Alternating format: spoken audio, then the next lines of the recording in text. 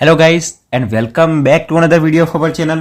સો આજના લેક્ચરની અંદર આપણે ધોરણ 9 ગણિત એની અંદર આપણે જોઈ રહ્યા હતા ચેપ્ટર નંબર 2 બહુપદીઓ. આપણા 1 થી 20ના બધા જ એક્ઝામ્પલના કમ્પ્લીટ કર્યા હતા. હવે આપણી પાસે આવશે સ્વાધ્યાય 2.4 કે જેની અંદર આપણને ઘણા બધા દાખલા આપેલા છે.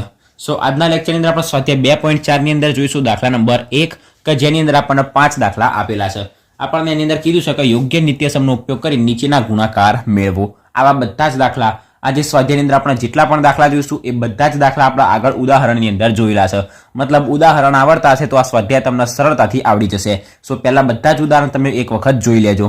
એ ઉદાહરણ આવડશે તો સરળતાથી આ બધા દાખલા આવડી જશે. સો દાખલા નંબર 1 એની અંદર આપણને 5 દાખલા આપેલા છે. 5 દાખલા આપણે કમ્પ્લીટ કરી દઈશું. ખાલી વિડીયોમાં અંત સુધી બને રહેજો, તમને 5 દાખલા કમ્પ્લીટ આવડી જશે એ મારી ગેરંટી છે. પણ વિડીયોની અંદર થોડુંક ધ્યાન રાખજો.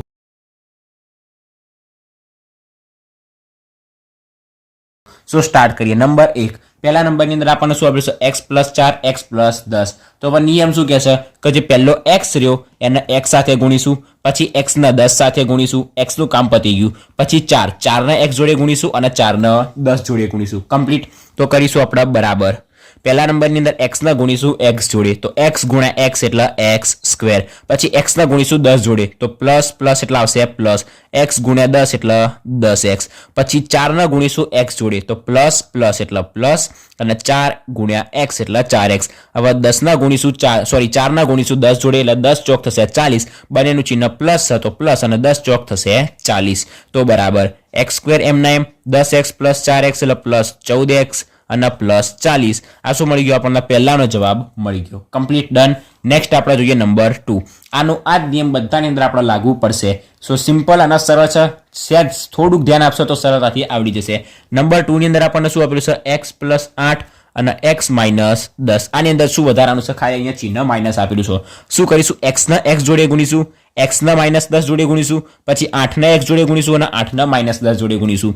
તો બરાબર x ને x જોડે ગુણીશું એટલે x². પછી x ને -10 જોડે ગુણીશું, તો -10 ગુણ્યા x એટલે શું થશે? 10 ગુણ્યા x એટલે 10x પણ -10x. 8 ના x જોડે ગુણીશું તો 8x. તો અહીંયા પ્લસ છે તો પ્લસ 8x.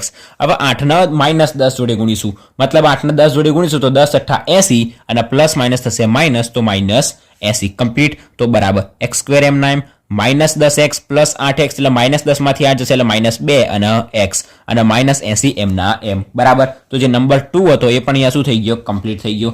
નેક્સ્ટ આપણે જોઈએ નંબર 3. નંબર 3 ની અંદર આપણને શું આપેલું છે?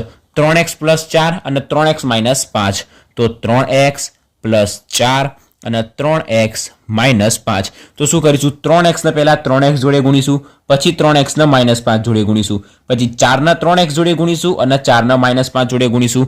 તો બરાબર 3x એ 3x જોડે ગુણાશે, તો 3 × 3 એટલે 3 તરી થશે 9 અને x ગુણ્યા x એટલે x². પછી 3x ને ગુણીશું -5 જોડે, તો -5 જોડે ગુણીશું તો માઇનસ આવશે અને 3 × 5 થશે 15 ગુણ્યા x એટલે 15x. હવે +4 ને 3x જોડે ગુણીશું તો પ્લસ એમને એમ આવશે, 4 તરી થશે 12 અને x. હવે 4 ના ગુણીશું -5 જોડે, તો પ્લસ માઇનસ થશે માઇનસ અને 4 × 5 તો 5 ચોક થશે 20.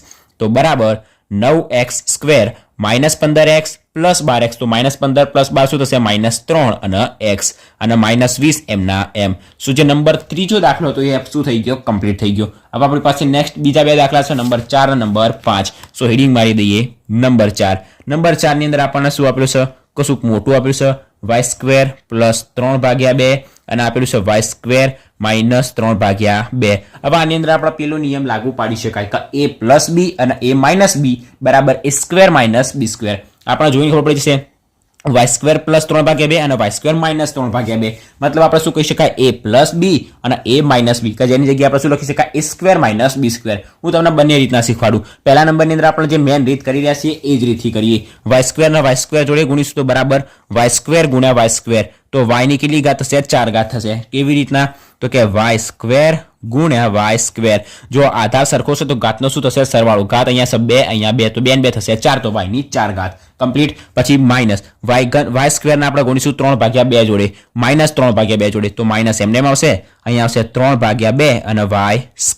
હવે +3/2 ને આપણે આના y² જોડે ગુણીશું તો +3/2 y², 3/2 અને y². પછી પ્લસ માઇનસ થશે માઇનસ 3/2 ગુણ્યા 3/2, 3/2 ગુણ્યા 3/2 તો અંશ જોડે ગુણાશે, છેદ જોડે ગુણાશે. તો 3 તરી 9 અને 2 ગુણ્યા 2 એટલે 4. તો 9/4 આટલા સુધી કમ્પ્લીટ. તો બરાબર આપણને શું મળશે? અહીંયાથી આપણે જોઈ શકીએ કે -3/2y² અને +3/2y² બંને પદ શું થઈ જશે? કેન્સલ થઈ જશે. તો આપણને શું મળશે? y ની 4 ઘાત અને -9/4. શું મળ્યો આપણને? આનો જવાબ મળી ગયો. હવે બીજી કઈ રીત હતી? a + b a - b વાળી. તો આપણી પાસે સૂત્ર છે કે જો a + b હોય અને a - b હોય તો આપણે શું કરીએ? પહેલા પદનો સ્ક્વેર માઇનસ બીજા પદનો સ્ક્વેર. તો પહેલું પદ a એટલે a સ્ક્વેર માઇનસ બીજું પદ એટલે b સ્ક્વેર. તો a square minus b square. એ રીતે શું કરીશું? પહેલું પદ એટલે y સ્ક્વેર અને બીજું પદ એટલે 3/2. તો શું કરીશું? પહેલા પદનો સ્ક્વેર માઇનસ બીજા પદનો સ્ક્વેર. અથવા કહીને આપણે અરે બીજી રીત કરી શકાય તો કે પહેલો પદનો સ્ક્વેર. પહેલું પદ શું છે? y square. તો y સ્ક્વેરનો સ્ક્વેર. પહેલું પદ જ આપણી પાસે y સ્ક્વેર છે અને જે પદ આપેલું રહ્યું એનો આપણે સ્ક્વેર કરીશું. તો y સ્ક્વેરનો સ્ક્વેર અને માઇનસ બીજા પદનો સ્ક્વેર. બીજું પદ છે 3/2 તો એનો સ્ક્વેર. તો બરાબર y સ્ક્વેરનો સ્ક્વેર. તો ઘાતની શું થશે? અહીંયા ગુણાકાર થશે 2 દુ 4.